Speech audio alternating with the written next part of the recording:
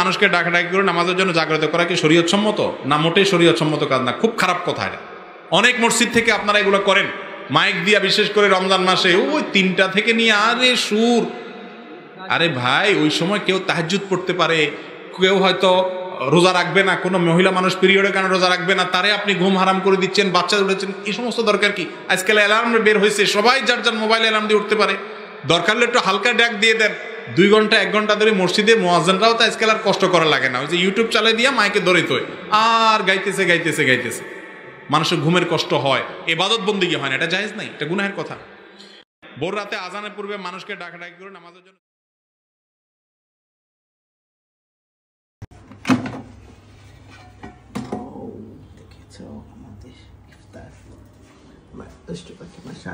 সেটাও নিয়ে যাও নামটা।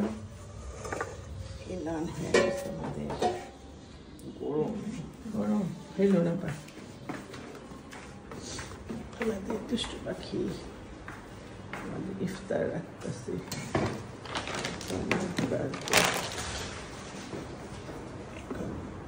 মুরগি দিব ইয়া ফ্রাই।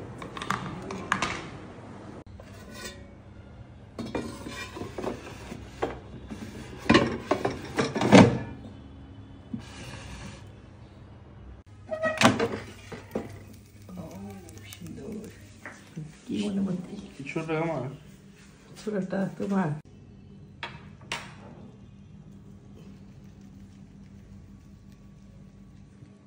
পাখিটা ইফতার করতেছে, খেজুর খাচ্ছে। এগুলো খাইবা পরে বাসে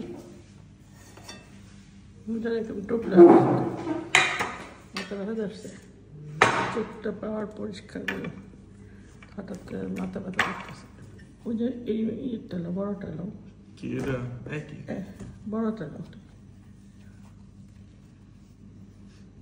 দেখালে হুঙ্গে কেউ দায়ের থেকে না আনো, ওটা ভালো লাগে খাইতে। আমি ঘরের স্পেশাল প্রফেশনাল, আমি প্রফেশনালি ঘরের প্রফেশনাল। যেমন আগে একটু মুখে দাও, মুখে দাও। মুরগি ছিটতেছে না, মুরগি তো এয়ার ফ্রাইতে আমার হাতের না।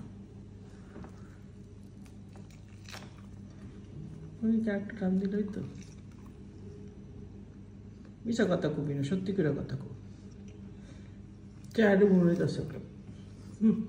আমার তো মজা হয়েছে, নাম জীবনে প্রথম বানাইলাম। বানাবে নেই কথাটা দেখি খাই দিতে বুঝছো। তোমার বেটা কত ভালো পারফেক্ট নরম কত হয়েছিলাম। নিজে কথাটা কেমনে করলাম বাবা, নিজে খায়া বুঝলাম। তখন তো রোজা আসলাম, খাইনি, রাখলাম। বাই বাই, 10 সপ্তাহে।